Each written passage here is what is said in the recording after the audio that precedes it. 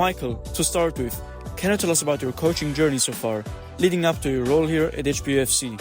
Yeah, sure. It's a bit of a journey. So most coaches like myself, it always starts with playing.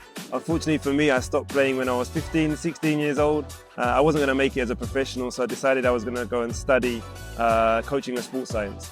So my journey in coaching started at 16 when I started studying. I studied at college and in university until I was 23, 24. I did my bachelor's and master's degrees in sports science and coaching.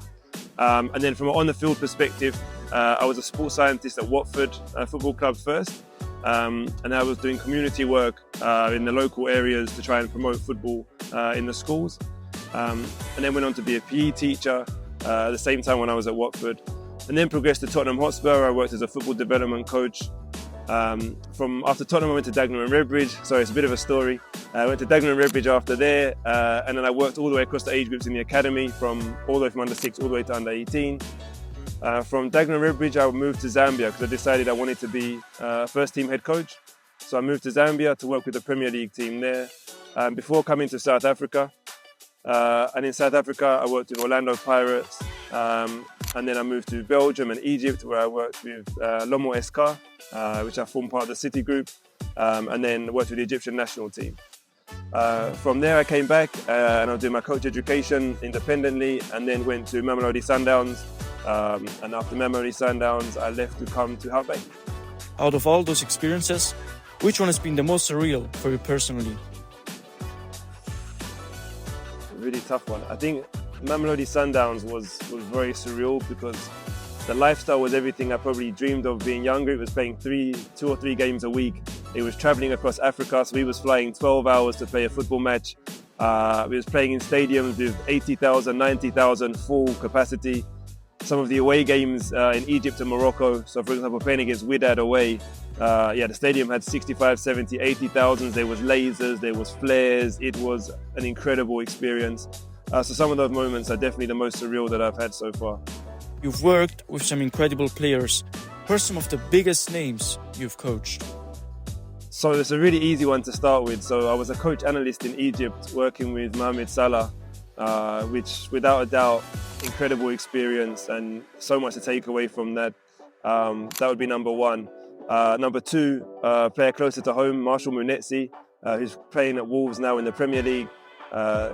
From Zimbabwe, but played football in South Africa, worked with us at Orlando Pirates. And obviously now, playing week in, week out in the Premier League. Fantastic to see. And there's many of them. There's Vinicius de Souza, who was at Lomo SK with me, and then is now playing, or was playing in the Premier League at Sheffield United. There's a lot of names, but there's some special ones. Lau Foster would be another one. Lau Foster was with us at Orlando Pirates. And of course now playing for Burnley back in the Premier League. Been really privileged and really lucky to work with some fantastic names so far.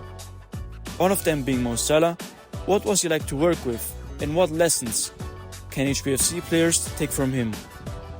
Yeah, the stories I always give about Mo Salah are off the field. So people probably expect the on-the-field stories of the football elements, and actually his level of professionalism off the field was just unbelievable. Like first one at mealtime, so the first one at breakfast, first one at lunch, first one at dinner. Extremely selective about what nutrition he was having. In terms of the prehab work and then the gym work and the massage, he'll be like always waiting for the physio to come and give a massage in the evenings before sleeping. So just off the field, ultra professional. What is it about HPFC that made you choose to join and work with this club? Yeah, I think it was coming off the back of like a really tough period at Sundowns where it's like it's game after game after game after game, high pressure, and it being football based, and then hearing about a project and coming to see a project that's community based, where you have more time to spend with people, and it's not just about the field, it's actually about the community and the environment, made it a really easy choice to come here. There's so much passion, so much opportunity to complete the purpose and build the purpose and create some amazing outcomes here. It's definitely the purpose-based, community-driven element that brought me to the club. We're just coming out of pre-season now. How's it gone for you and the team? So pre-season in the league is pretty tough because we came back in July And of course, it ends up being a 3 to 4 month pre-season, right? Because we haven't even started playing games yet. So it's been a very long pre-season, but it's given us a lot of time to build on terms of the way we want to play, recruit the right players for the environment and the best players to help the environment grow. And now we're in a good space. We've had some very good friendlies. We've had some tough friendlies initially, and then some friendlies where we've started to get to the level we want to get to. And now we think we're in a good space. And most importantly, we've got like a really, really great group of staff and players this season that are really together, that create a culture that's enjoyable to work in, and of course competitive to try and go on and achieve this season. Looking ahead, what are your thoughts and expectations going into the new season? So it's going to be the typical boring answer you get on a match of the day. It's a game-by-game situation. So we have to focus on making sure we are best prepared every week for every match that comes, and rather focus on the game-by-game moment than long-term. That's really important for us. So we just hope that we can give maximal performance every single game of the season, and then that will take us where it needs to take us. But the big thing is big performances week in, week out to try and help the team achieve. Finally, who would you say is your coaching idol and why? So there's a few. It's tough to give one, but when I started coaching, it was definitely Jose Mourinho. I remember watching the documentary that was on Sky Sports that just like blew my mind and inspired me. I've probably watched it a few hundred times since. So he was definitely the one who really got me to buy into the first team management and coaching element. From a football perspective, on the pitch, there was a period where I was obsessed with Pep Guardiola. I can recall sitting on a tactics board and drawing out what I thought his game model was with my pens, and I've still got a picture of it. It was really, really important for me during that time. And then most recently, I think it's Jurgen Klopp, because I think the way that he's managed a club the size of Liverpool, but also managed his image and managed the view, the way that people would get to see him and portray him through the media, is really, really important, because he's always come across as just such a humble human that's just trying to do his best for the team, the club and the players. And that really inspired me to think about more of the importance of the off-the-field elements, not just the tactics and the winning football matches. And of course, Jurgen Klopp was here recently. What was it like to be in his presence? Extremely surreal. It was the expectations when someone like that walks in the room, to me, is that there's going to be an element of ego or arrogance because of who they are and what they've achieved.